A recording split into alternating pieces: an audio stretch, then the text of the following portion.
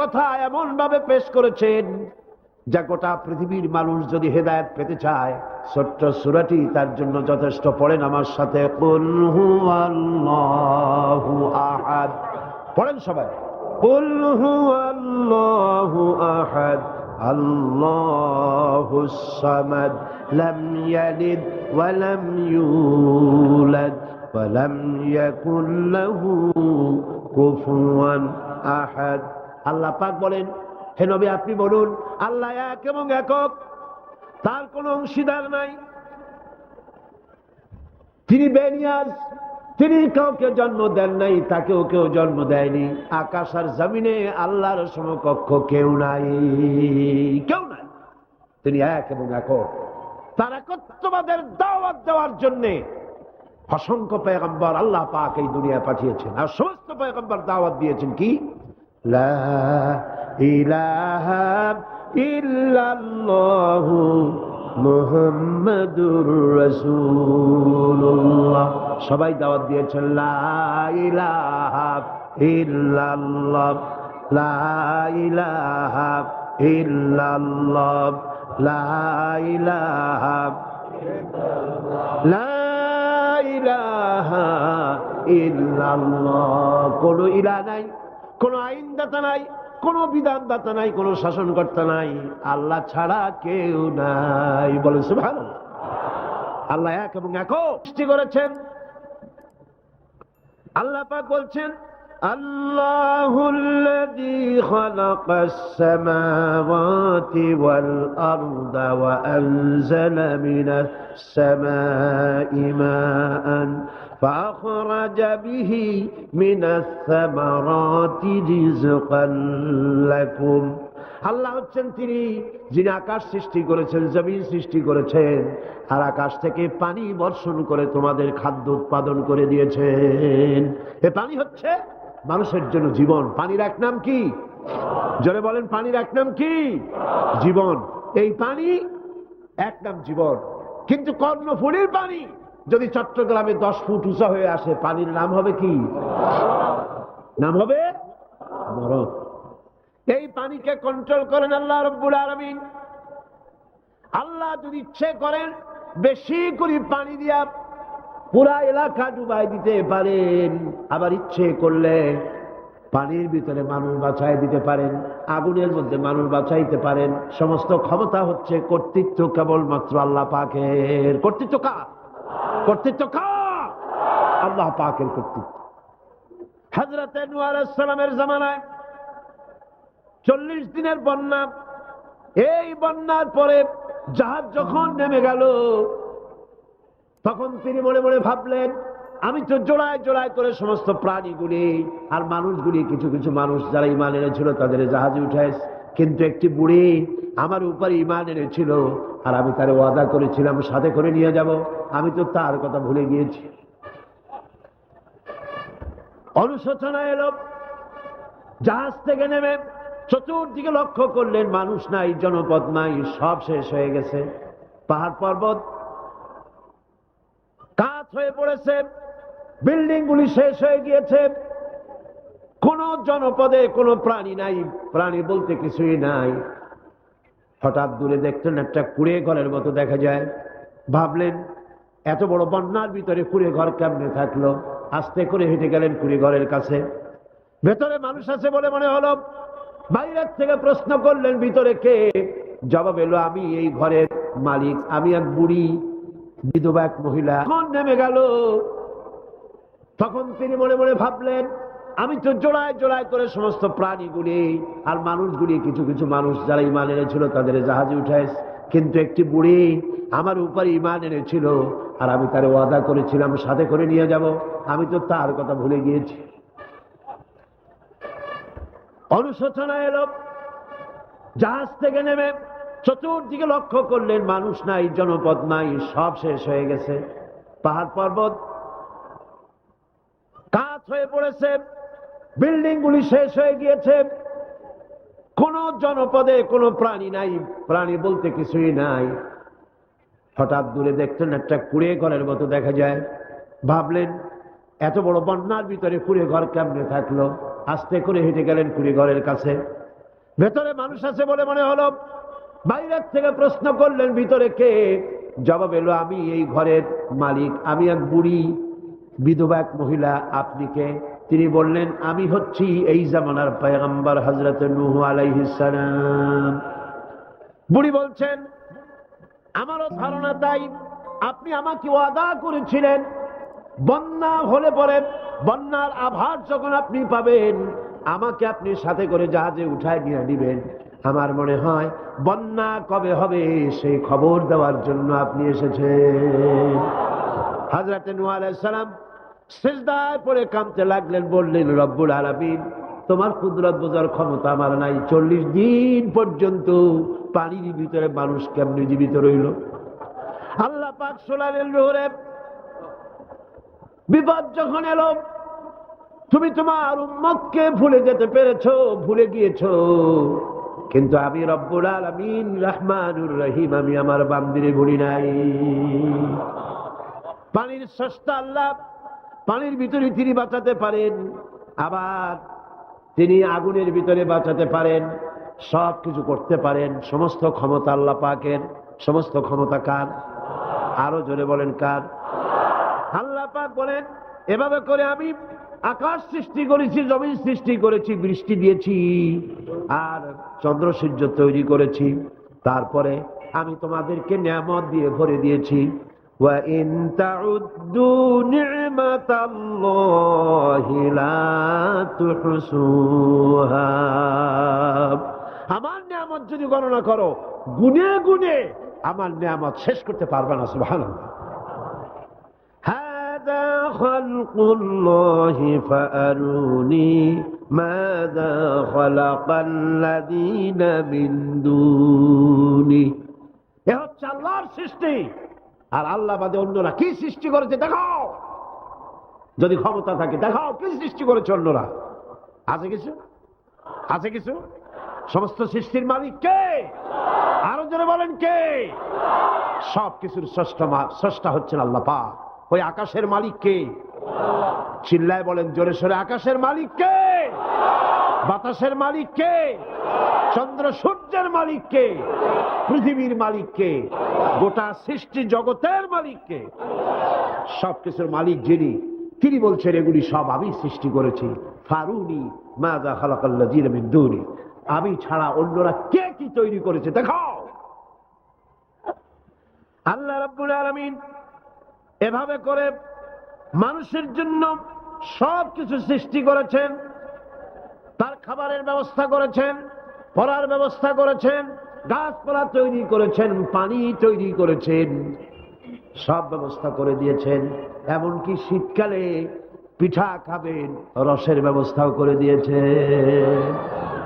চট্টগ্রামের রস আছে না? কি গাছের রস? খেজুর গাছের রস।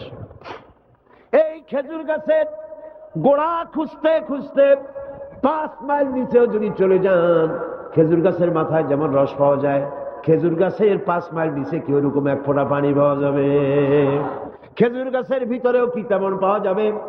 ঠিক জায়গা মতো কাটলে যেমন রস পাওয়া যাবে, অন্য জায়গায় পাওয়া যাবে না। আবার খেজুর গাছের পাশে একটা নিম গাছ আছে, কিয়ামত পর্যন্ত নিম গাছ গিয়া শোষেন। মিষ্টি লাগবে? কি লাগবে? আল্লাহ রাব্বুল আলামিন,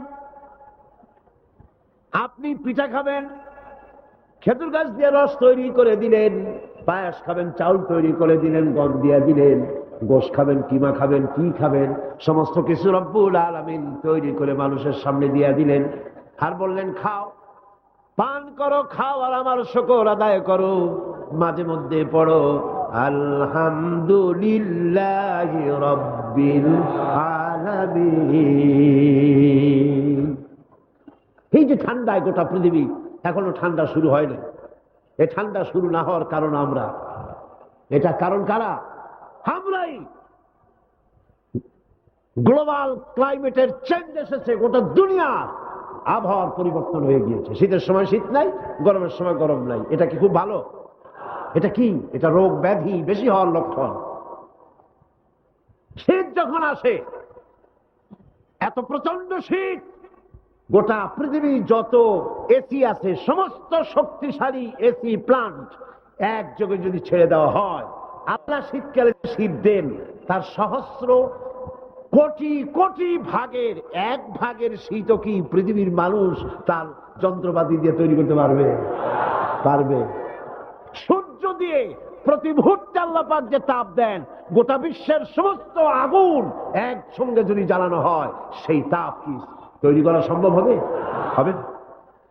আল্লাহ রাব্বুল আলামিন মানুষের কল্যাণের জন্য মানুষের যা কিছু প্রয়োজন সবকিছু একটা একটা করে এভাবে তৈরি করে মানুষের সামনে সবকিছু দিয়ে দিয়েছেন এবং প্রয়োজন মিটিয়ে দিয়েছেন। যার যা প্রয়োজন তা তিনি মিটিয়ে দিয়েছেন। আমাদের দেশে, আমার দেশের বাঘ, আমার দেশের হরিণ, আমার দেশের কুকুর, তাদের গায়ে তারা যে ধরনের ইউরোপ আমেরিকার শীত প্রধান দেশের পশুগুলি এরকমের না। তার মানে হলো আমার দেশ শীত প্রধান নয়, ছোট্ট ছোট্ট পশম হলে চলে, কিন্তু শীত প্রধান দেশের কুকুরগুলি, বাঘ এবং সিংহ যেগুলি জঙ্গলে থাকে, তাদের গায়ে এমন লম্বা লম্বা পশম দিয়ে আল্লাহ চামড়া বানায় দিয়েছেন, যা দিয়ে তার সম্পূর্ণ শরীরটা ঢেকে যেতেছে। স্থায়ী কম্বলের ব্যবস্থা রব্বুল আলামিন করে দিয়েছেন। কে দিয়েছেন? আল্লাহ পাক দিয়েছেন। এবং সেই চামড়া দিয়ে, সে চামড়া যেন আপনি ব্যবহার করতে পারেন, সেজন্য আল্লাহ পাক আপনার জন্য সুন্দর করে সেই চামড়া দিয়ে কাপড় চোপড় তৈরি করার, জামা ব্যবহার করার সব ব্যবস্থা আল্লাহ করে দিয়েছেন। কম্বল তৈরি করার ব্যবস্থা করে দিয়েছেন। আল্লাহ পাক যা খুশি তাই করতে পারেন। কোরআন বলতেছে ফাআলুন লিমা ইউরিদ, যা খুশি তাই তিনি করেন। লা ইউসআলু আম্মা ইয়াফআলু ওয়া হুম ইউসআলুন, তিনি যা করেন সেজন্য কারো কাছে তাকে কৈফিয়ত দিতে হয় না, বরং গোটা বিশ্ব আল্লাহর কাছে কৈফিয়ত দিতে বাধ্য। সমস্ত বিশ্ব কৈফিয়ত দিতে কার কাছে বাধ্য? আল্লাহ পাকের কাছে কৈফিয়ত দিতে বাধ্য। প্রচন্ড শক্তির মালিক। মানুষেরা বোঝে না, ক্ষমতায় যখন আসে তখন চতুর্দিকে দেখে ক্ষমতার ক্ষমতা, কি যে করবে দিশা করতে পারে না। সারা জীবন ক্ষমতায় টিকে থাকার জন্য সর্বাত্মক প্রচেষ্টা চালায়, দেশ যখন পাইছি আর ছাড়বো না, ঠিক কিনা? এই চেষ্টা চালায়। কিন্তু আল্লাহ পাকের মূল ক্ষমতা তো আল্লাহর হাতে। আল্লাহ পাক ক্ষমতা দিয়ে বলেন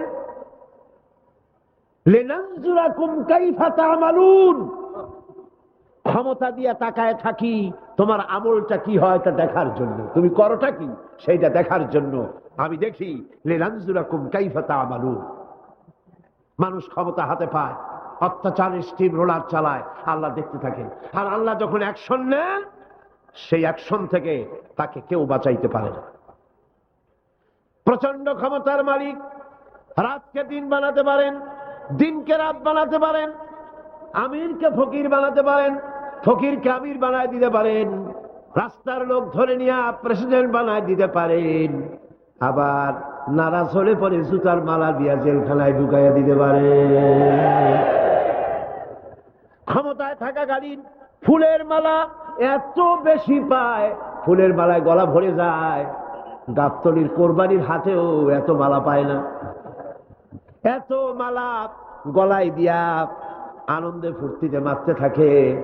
আমার বন্ধুগণ মনে রাখেন, ফুলের মালায় আত্মহারা হয়েও না যারা ক্ষমতায় থাকো। এই ফুলের মালা আর ফাঁসির রশি একেবারেই পাশাপাশি।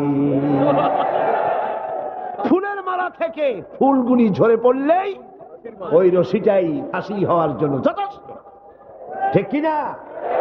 মানুষ বোঝে না, বোঝে না। আল্লাহ বলেন আমি তাকায় থাকি, দেখি কি করো, তোমার আমলটা কেমন হয়। ক্ষমতার মালিক আল্লাহ, দেওয়ার মালিক আল্লাহ। আর যখন নারাজ হয়ে যান, এক থাপ্পড় মেরে ক্ষমতা ছিনায় নিয়ে যান। পারেন কিনা? পারেন কিনা? ইতিহাস সাক্ষী। কিন্তু ইতিহাসের সবচেয়ে বড় শিক্ষা যে মানুষেরা ইতিহাস থেকে শিক্ষা গ্রহণ করে না। जगत जी लगाने के लिए ये दुनिया नहीं है, जगह जी लगाने के लिए ये दुनिया नहीं है, ये इबरत की जा है तमाशा नहीं है। খেল তামাশা করার জায়গা না। ইতিহাস থেকে শিক্ষা নাও, পূর্বপুরুষদের দিকে তাকাও। আল্লাহর দ্বীনের কর্মীদের উপরে আঘাত লাগাবার কারণে বংশ শুদ্ধ আল্লাহ সাফ করে দিয়েছে। দেন নাই? সে আল্লাহ আছে না নাই? চিল্লা এখন আছে না নাই? সে আল্লাহ পাক আছে। সে আল্লাহকে ভয় করে। ইত্তাকিল্লাহ, সে আল্লাহকে ভয় করে। আল্লাহ পাক ইচ্ছে করলে ক্ষমতা দিতে পারে, ইচ্ছে করলে ক্ষমতা ছিনায়ও নিতে। সে আল্লাহ রাব্বুল আলামিন, ক্ষমতা দেওয়ার মালিক, ক্ষমতা ছিনায় নেওয়ার মালিক, হায়াতের মালিক, মওতের মালিক। সবাই বলুন, হায়াতের মালিক কে? মওতের মালিক কে? খাবারের মালিক কে? হাসাবার মালিক কে? কাঁদাবার মালিক কে? সব কিছুর মালিক কে? আল্লাহ রাব্বুল আলামিন। ইন্নাল্লাহা আলা কুল্লি শাইইন কাদির। সব কিছুই উপরে তিনি ক্ষমতাবান, যা খুশি তাই তিনি করেন। এ হচ্ছে আল্লাহর সৃষ্টি। সবকিছু আল্লাহ সৃষ্টি করেছেন। বরং কাফের বেঈমান যারা অস্বীকার করে আল্লাহ রাব্বুল আলামিন, সেই মানুষেরাই বুঝতে পারে না। বরং মানুষ যা কিছু তৈরি করেছে তা সবই আল্লাহর বানানো জিনিস, তার থেকেই করেছে। কথাটা বুঝে আসে না? মানুষ না বুঝেই বিজ্ঞানকে সবকিছুর প্রশংসা বিজ্ঞানের জন্য করে, বিজ্ঞানের জন্যই প্রশংসা অস্থির হয়ে যায়। যেমন ধরুন, রাজশাহী বিশ্ববিদ্যালয়ে আপনার ছেলে পড়ে, 6 মাস টাকা পয়সা পায় না, ধার খরচ করিয়া তার 6টা মাস চালায়। হঠাৎ করে পিয়ন মানি অর্ডার ফর্ম নিয়ে হাজির, 6,000 টাকা পাঠাইছে বাপে। টাকাগুলি নিয়ে সই করে পিয়নের কদমবুসি করে যে, বাবাজি এতদিন পরে টাকা নিয়ে আসছেন, আপনার প্রতি আল্লাহ রহম করুন। এটা বুদ্ধিমান না বেকু? বুদ্ধিমান না বেকু? আরে বেটা, পিয়ন কি তোর বাজান? টাকাকে পাঠিয়েছে? বাবা পাঠিয়েছে, প্রশংসা তার কর। বিজ্ঞানীরা প্লেন বানিয়েছে, বিজ্ঞানীরা গাড়ি বানিয়েছে, বিজ্ঞানীরা কম্পিউটার তৈরি করেছে, প্রশংসা করো সেই আল্লাহ যে আল্লাহ রাব্বুল আলামিন বিজ্ঞানীর মাথায় বুদ্ধি দিয়েছে। প্রশংসা কার? আল্লাহ পাকের প্রশংসা করতে হবে। হায়াতা খালকুল্লাহ, যা কিছু আল্লাহ বলছেন এ সব কিছু আল্লাহর সৃষ্টি। মানুষ কিছুই সৃষ্টি করেনি, শুধু আল্লাহর সৃষ্টি দিয়ে জোড়াতালি দিয়ে বানিয়েছে, ঠিক না? আল্লাহর বানানো জিনিস দিয়ে জোড়াতালি দেওয়া হয়েছে। আল্লাহ পাকের সৃষ্টি তো দূরের কথা, আল্লাহকেই মানতে চায় না। কি বলে? বলে আনসিন ইজ নাথিং। শুনছেন কথা? Unseen is nothing. যা দেখা যায় না তা কিছুই না, মানি না। যার রং নাই, রূপ নাই, ধরা যায় না, ছোঁয়া যায় না, অনুভব করা যায় না, তা মানি না। নাউযুবিল্লাহ। এই কথা দিয়ে তারা আল্লাহরে অস্বীকার করতে চায়। অথচ এই ভদ্রলোকেরা মাধ্যাকর্ষণ না দেখেই বিশ্বাস করে মাধ্যাকর্ষণ আছে, ঠিক কিনা? এই ভদ্রলোকেরা বিদ্যুতের শক্তি দেখেই, বিদ্যুৎ কেউ দেখে? আপনারা দেখতেছেন বিদ্যুৎ? বিদ্যুতের শক্তি দেখে বিদ্যুৎকে বিশ্বাস করে। বাতাসের প্রচন্ডতা দেখে বাতাসকে অনুভব করে, বিশ্বাস করে। অক্সিজেন চোখে দেখে না, ইথারকে চোখে দেখে না, বিশ্বাস করে। কিন্তু এমনই নাস্তিক, এমনই কপাল পোড়া যে আল্লাহরে দেখা যায় না তাই বিশ্বাস করা যাবে না। এক নাস্তিকের সাথে হযরত ইমাম আবু হানিফা রাহমাতুল্লাহ আলাইহির এক বিতর্ক অনুষ্ঠান হলো। সেই বিতর্ক অনুষ্ঠানে ইমাম আবু হানিফা রাহমাতুল্লাহ আলাইহি পৌঁছতে বেশ দেরি করলেন। নাস্তিক তখন উপস্থিত জনতাকে বলছে, দেখো তোমাদের ইমাম, তোমাদের ইসলামী চিন্তাবিদ যুক্তিতে দুর্বল, সেই জন্য আসতেছে না। বেশ কিছুক্ষণ দেরি করে তিনি উপস্থিত হলেন। নাস্তিক বলল, আগে আপনি বলেন, আপনি ওয়াদা ভঙ্গ করলেন কেন? সময় মতো আসতে পারলেন না কেন? তিনি জবাবে বললেন, দেখো আমি অনেক দূর থেকে এসেছি, এসে দেখি সামনে নদী, এখন পার হবো কেমনে? কোন নৌকার ব্যবস্থা নাই। হঠাৎ দেখলাম কি এক আশ্চর্য কথা, একটা চারা গজায় উঠলো, ফট করে বিরাট গাছ হয়ে গেল। কই থেকে একটা কুড়াল আসলো, গাছটারে কাজে ভালাই গেল। তারপরে এলো করাত, বানাইলো তক্তা, এরপরে আসলো লোহা, পড়লো হাতুড়ি, হয়ে গেল নৌকা। বাহ কি মজা। এরপর নৌকা নামলো নদীতে, আমি উঠে বসলাম, এই পাড়ি দিয়ে আসলাম, তাই যা একটু দেরি হলো। নাস্তিক কয় যে কি সর্বনাশ, এই লোকের সাথে আমি তর্ক করবে, মাথা তুই স্ক্রু শটটা দিলা। তাহলে আন্দাজে আন্দাজে একটা গাছ হয়ে গেল ফট করিয়া। তারপরে কুড়াল আসলো, তক্তা হইল, বিনা মিস্ত্রিতে নৌকা হইল। এটা কেমনে সম্ভব? ইমাম সাহেব বলেন, আমার বিতর্ক শেষ। বিনা মিস্ত্রিতে যদি, তোমার যুক্তি মতে বিনা মিস্ত্রিতে যদি একটা নৌকা না হতে পারে, এই বিশ্ব তৈরি হলো কি করে বিনা মিস্ত্রিতে? ওই বিশাল আকাশ হলো কিভাবে? এই বিরাট চন্দ্র সূর্য হলো কিভাবে? কি করে তোমার ওই বডি তৈরি হলো? নাস্তিক চেয়ার থেকে নেমে ইমামের কাদমের উপরে পড়ে গেল, বলে আল্লাহু আকবার, আমি অন্যায় করেছি, আল্লাহ আমারে মাফ করে দাও।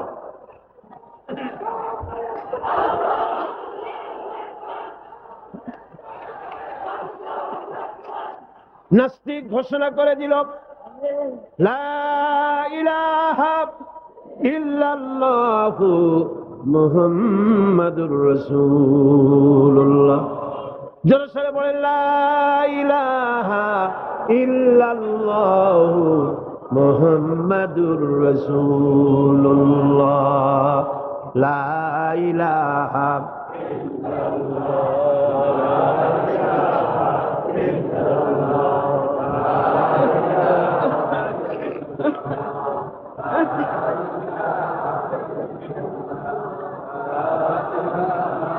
খালকুল্লাহ। এ হলো আল্লাহর সৃষ্টি। কার সৃষ্টি? বলেন সবাই খুশি হয়ে, কার সৃষ্টি? ফারুল মাযা খালাকাল্লাযিনা মিন দুনি। আল্লাহ ছাড়া কে কি বানাইছে দেখো। সব কে বানিয়েছে? খুশি হইয়া, বুক ফুলাইয়া জোরে কোন কে বানিয়েছে?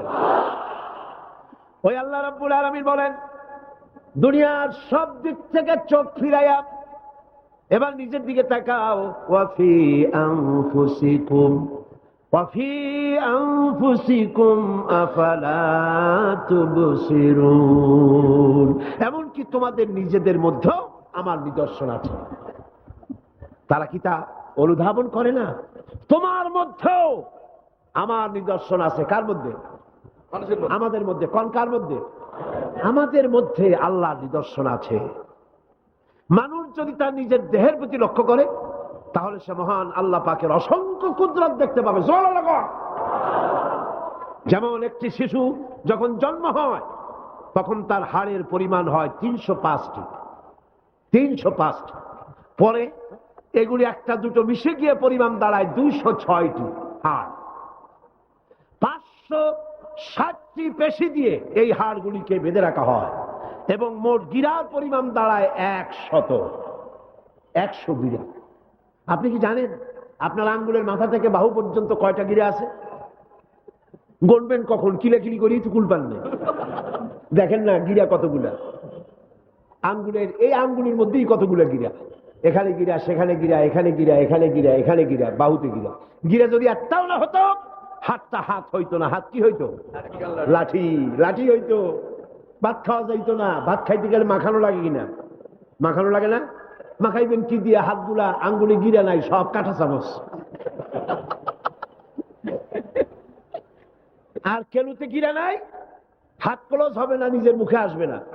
দুই হাতের মাথায় একজন বসবে, একজন আর একজনের খাওয়াবে। তাও আবার খাওয়াই দিকে মুখের মধ্যে না গিয়ে নাকের সিধার মধ্যে গিয়ে ঢুকবে। হাসতেছেন? সুবহানাল্লাহ বল। ওয়াফি আনফুসিকুম আফালা তুবসিরুন। তোমার ভেতরে আমার নিদর্শন আছে, অনুধাবন করো। মানব শরীর এক আশ্চর্য মেশিন। সুবহানাল্লাহ, আশ্চর্য মেশিন। লক্ষ কোটি সেল এবং নার্ভ সেল দিয়ে জটিল মেশিন পত্রের সমন্বয় এই দেহ তৈরি করা হয়েছে। এবং এই শরীরের ভিতরে দুটো মূল্যবান জিনিস আছে। তার একটি হচ্ছে কন্ট্রোল রুম, যাকে বলা হয় ব্রেইন। যেটা কি? ব্রেইন। আরেকটি হচ্ছে জেনারেটর। সেই জেনারেটরটা কি? হার্ট, আপনার হৃৎপিণ্ডে। ওয়াফি আনফুসিকুম আফালা তুবসিরুন। লক্ষ্য করো না? কেমনে? তোমার শরীরের দিকে তাকাও না। Brain, control room. হার্টের কাজ হচ্ছে রক্তগুলিকে সার্কুলার করা, রক্তগুলিকে পৌঁছে দেওয়া সর্বত্র। যা খাচ্ছেন সমস্ত খাদ্যগুলিকে রক্ত তৈরি হচ্ছে, হার্টের কাজ হলো এটাকে এইভাবে করে করে পৌঁছে দেওয়া। আর এই রক্তগুলি যদি না পৌঁছায়, শরীরের যে অংশে রক্ত পৌঁছাবে না সে অংশ কি হবে? প্যারালাইজড হবে, অবশ হবে। মাশাআল্লাহ, আপনারা সব ডাক্তার বুঝতে পারতেছেন, কথা বুঝে ফেলতেছেন, আলহামদুলিল্লাহ। রক্ত পৌঁছাবে না, প্যারালাইজড হয়ে যাবে। এই জন্য আল্লাহ কি করেছেন, পায়ের বুড়ো আঙ্গুল থেকে শুরু করে মস্তিষ্কের মাথা পর্যন্ত অসংখ্য নার্ভ, শিরা উপশিরা দিয়ে ভরে দিয়েছেন। কত শিরা, কত উপশিরা! চিকিৎসা বিজ্ঞানীরা বলেছেন মানুষের দেহের ভিতরে যত শিরা এবং উপশিরা আছে সবগুলি যদি বের করে একটার সাথে আর একটা গিরা দেওয়া হয় তাহলে তা এত লম্বা হবে যা দিয়া গোটা পৃথিবী 3 বার ঘোরা যাবে। এই শিরা উপশিরাগুলি যদি ছিঁড়ে ছিঁড়ে শরীর থেকে বের করে করে পাশাপাশি যদি সাজানো হয় তাহলে 3 একর জমিন লাগবে সাজায়া রাখতে। এত শিরা উপশিরা দিয়ে এই পৃথিবী, এই শরীরটাকে আল্লাহ পাক সাজিয়ে দিয়েছেন, গুছিয়ে দিয়েছেন। অসংখ্য শিরা উপশিরা। হার্টের কাজ হলো রক্ত আসতেছে পাঞ্চ করে করে, এভাবে করে করে রক্ত পৌঁছায় দিচ্ছে হার্ট থেকে, তার মাথা থেকে শুরু করে পা পর্যন্ত। হার্ট প্রতি মিনিটে 10 পাউন্ড রক্ত সঞ্চালন করছে। ব্যায়ামের সময় এর পরিমাণ গিয়ে দাঁড়ায় 30 পাউন্ডে। এবং এক সময় যদি আপনি আহত হন, অনেকগুলি রক্ত যদি বেরিয়ে যায়, অন্তত 2.5 পাউন্ডের মতো রক্ত আপনার শরীরের মধ্যে সব সময় রিজার্ভ থাকে। কে রাখে? কে রাখে? কে রাখে? সুবহানাল্লাহ। এবার আপনার হার্ট যদি দুর্বল হয়, হার্ট অ্যাটাক হয় না? চিটাগাঙ্গে নাও হইতে পারে, নাকি হয়? হার্ট যদি অ্যাটাক হয়, হার্ট অ্যাটাক হয় কেন? হার্টের যেই জিনিস ভেতর দিয়ে রক্তগুলি প্রবাহিত হয়, আর্টারি যেগুলি, এই আর্টারিগুলি যদি অতিরিক্ত চর্বির কারণে, অনেকে তো খায় জম্মের খাওয়া, ডাইনি বাই তাকায় না, সুবহানাল্লাহ, 4 আঙ্গুল কপাল বাদ দিয়ার সব পেট, খাওয়ার সময় বিসমিল্লাহ কয় না, শেষও আলহামদুলিল্লাহ কয় না, খায় আর কয় যা মজা হইছে, খা হুলু কথাবার্তাও পাইকারি দরে খেলে পরে চর্বি হবে। এই চর্বিগুলো গিয়ে হার্টের যে আর্টারিগুলি আছে, রগ আছে, এই রগগুলির ভিতরে চর্বি জমে যায়। চর্বি জমার কারণে রক্ত পাস করতে পারে না, হার্ট অ্যাটাক করে। হার্ট অ্যাটাক করলে পরে রোগী যদি বেঁচে যায় তাহলে বাইপাস অপারেশন করতে হয়। বাইপাস অপারেশন করতে যখন যায় তখন তার জন্য রগ দরকার। ওই যেটা ব্লক হয়েছে ওটা ফেলে দিতে হবে, নতুন আরেকটা রগ লাগবে। এবার আপনি দেখেন আমার আল্লাহর কুদরতের দিকে তাকান। আপনার হার্ট অ্যাটাক করতে পারে, নতুন করে একটা রগের দরকার হতে পারে। এই রগ গরুর রগ দিয়া হবে না, এই রগটা ছাগলের রগ দিয়া হবে না। কোথায় পাবেন রগ? কে দেবে আপনার রগ? আল্লাহ পাক আপনার পায়ের ভেতরে রানের মধ্য দিয়া স্পায়ার রগ সেখানে রেখে দিয়েছেন। হার্ট অপারেশন যখন করা হয় ডাক্তারেরা ব্লক করা হার্ট, ওই রগটাকে ফেলে দিয়া উরুর ভিতর থেকে রগ বের করে কলিজার মধ্যে লাগায়া দেয়। সুবহানাল্লাহ। 2টি মাত্র কিডনি হলে, 1টি মাত্র কিডনি হলে শরীরটা আপনার বেঁচে যায়। আল্লাহ রাব্বুল আলামিন শরীরের ভিতরে 2টা কিডনি দিয়েছেন। কিডনির নাম জীবন। কিডনির নাম কি? কিডনি অচল হলে আপনি অচল হয়ে যাবেন, শরীর ফুলে যাবে, আপনি মরে যাবেন তাড়াতাড়ি করে, রক্ত শূন্যতা দেখা দেবে। কিডনিকে বাঁচায় রাখা প্রত্যেকের জন্য জরুরি। আর কিডনি বাঁচাবার জন্য পানি খাবেন বেশি করে। কি খাবেন? কি খাবেন? পানি। সুবহানাল্লাহ, সুবহানাল্লাহ। এ পানি কার নিয়ামত, পানির অপচয় করবেন না। আমার নবী বলেছেন প্রবাহমান নদীর ঘাটে বসেও 1 ফোঁটা পানির অপচয় করো না। প্রবাহমান নদীর ঘাটে বসেও পানির অপচয় করো না। সুবহানাল্লাহ। পানি নিয়ামত, পানি খান বেশি করে, কিডনি সচল থাকবে। আলহামদুলিল্লাহ। একটা কিডনি হলে চলে, আল্লাহ পাক 2টি কিডনি দিয়েছেন, একটা বন্ধ হলে যেন আর একটা দিয়ে সে যেন চলতে পারে। সুবহানাল্লাহ। মানুষের শরীরের ভেতরে এই পরিমাণ লেমন আছে যা দিয়া একটা ঘর সাদা বানানো যায়, এই পরিমাণ ফসফরাস আছে যা দিয়া 2500 ম্যাচ বানানো যায়। তোমার শরীরের ভিতরে আমার নিদর্শন আছে। মানুষের এই আশ্চর্যজনক দেহটাকে ঢেকে দেওয়া হয়েছে একটি শীতাতপ নিয়ন্ত্রিত চামড়া দিয়া। সেই চামড়াটা 20 বর্গ ফিট। এই চামড়ার ভেতরে রয়েছে অসংখ্য লোমকূপ।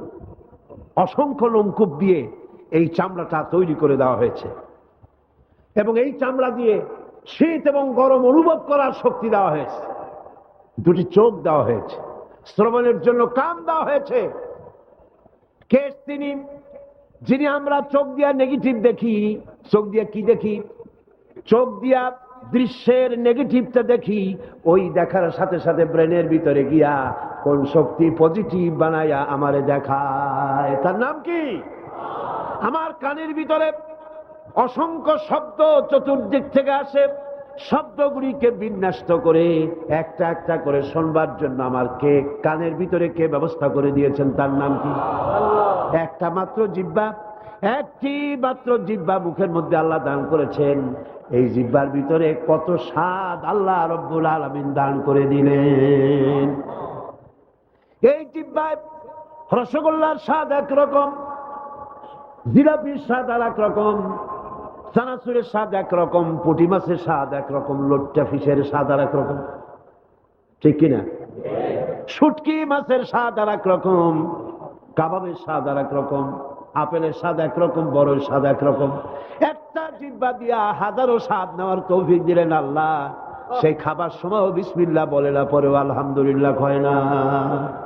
এত নিয়ামত দিয়ে আল্লাহ পাক এই শরীরকে সাজিয়েছেন, শরীরটাকে সুন্দর করেছেন, সুগঠিত করেছেন। আল্লাহ পাক বলেন তোমার শরীরের ভিতরে রয়েছে আমার দৃষ্টান্ত, এগুলি দেখো। তোমার ব্রেইন, মানুষের মাথায় যে মাথার ভিতরে যে ব্রেইন দেওয়া হয়েছে, এর ভিতরে রয়েছে অসংখ্য সেল, যার মধ্যে বুদ্ধি, প্রজ্ঞা, সুখ, দুঃখ, মেমোরি। এই পৃথিবীতে মানুষের মাথায় যে ব্রেন দেওয়া হয়েছে, এটা সর্বোচ্চ ওজন হচ্ছে 3 পাউন্ড। 3 পাউন্ড ওজনের এই বস্তুটিকে রাখা হয় মাথার খুঁড়ির মধ্যে, মাথার মাঝখানে। এই ব্রেন দেহের কোটি কোটি সেনা প্রহরীকে পাহারার কাজে লাগায়। এই ব্রেন বুদ্ধি করে, বুদ্ধি দিয়ে লাগায়। কম্পিউটারের যে মেমোরি শক্তি আছে, পৃথিবীর মানুষের মাথায় আল্লাহ পাক যে মেমোরি দিয়েছেন, যে স্মৃতি শক্তি দিয়েছেন, সারা পৃথিবীর সমস্ত ডাটা, সমস্ত ইনফরমেশন সবগুলি মানুষ যদি তার মেমোরিতে নিয়ে নেয়, তারপরেও আল্লাহ পাক মেমোরিতে এত জায়গা করেছেন যে তার 1 লক্ষ ভাগের 1 ভাগও ভরবে না। এই ব্রেন দিয়ে আল্লাহ পাক মানুষকে বুঝতে বলেছেন, তাকাও, লক্ষ্য করো, আমার পৃথিবী দেখো, দুনিয়া দেখো, নিজেকে দেখো এবং আমার অস্তিত্বের কথা স্বীকার করো। আমি তোমাকে সৃষ্টি করেছি। আল্লাহ পাক বলেন হাদা খালকুল্লাহি ফাআরুনি মাযা খালাকাল্লাযীনা মিন দুনিহি বালিয যালিমুনা ফি যালালিম মুবিন। এ হচ্ছে আল্লাহর সৃষ্টি। এখন দেখাও তো অন্যরা কি সৃষ্টি করেছে, অন্যরা কি সৃষ্টি করেছে? আছে কিছু?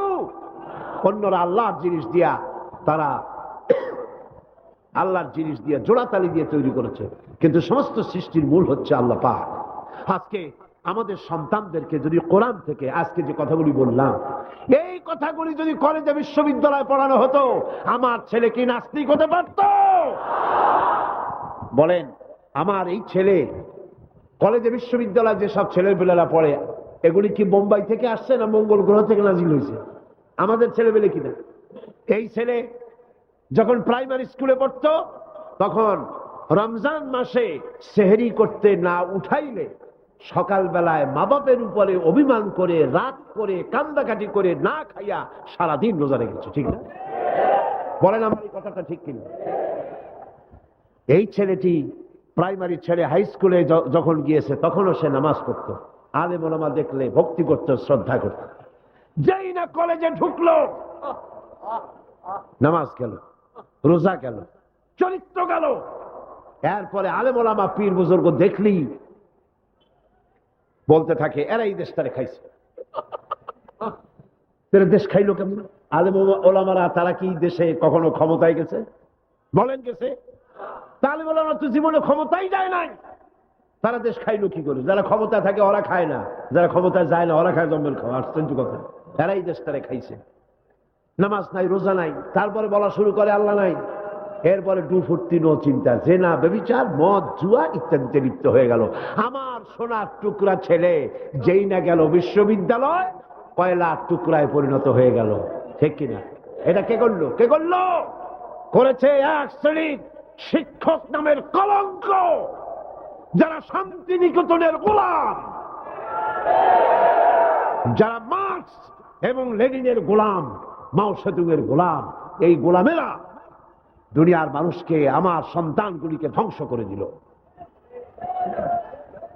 আজ যদি আমি আলোচনার শুরুতেই বলেছিলাম, যদি কোরআন এবং সুন্নাহ যদি পড়ানো হতো কলেজ বিশ্ববিদ্যালয়, তাহলে আমার এই সন্তানগুলি চোর হতো না, ডাকাত হতো না, জেনাকার হতো না, বদমাশ হতো না, খাঁটি মুসলমান হয়ে বেরিয়ে আসতো, যা দেখলে আমাদের চক্ষু ঠান্ডা হয়ে যেত। যেরকম সুবহানাল্লাহ। সেই ধরনের এই কোরআন ভিত্তিক শিক্ষা ব্যবস্থা বাংলাদেশে চালু হোক, তা কি আপনারা চান?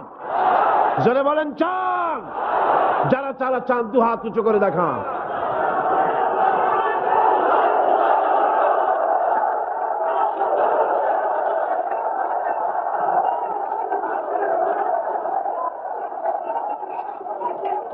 বসুন, বসুন।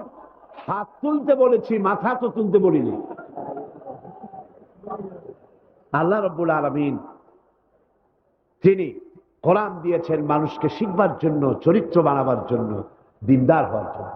এই কোরআন এবং সুন্নাহর বদৌলতেই পৃথিবীতে শান্তি এসেছিল, পৃথিবীতে অর্থনৈতিক মুক্তি এসেছিল, মানুষ সুখ পেয়েছিল, মানুষ সৌন্দর্য পেয়েছিল। আমরা যদি আবার সুখ শান্তি ফিরে পেতে চাই, আবার আমাদেরকে কোরআন এবং সুন্নাহর শিক্ষার দিকে ফিরে যেতে হবে। এর কোনো বিকল্প আছে? কোনো বিকল্প নাই। সেই কোরআন সুন্নাহর দিকে আমরা কিভাবে যাব, সেই বর্ণনা হবে আগামীকাল ইনশাআল্লাহ।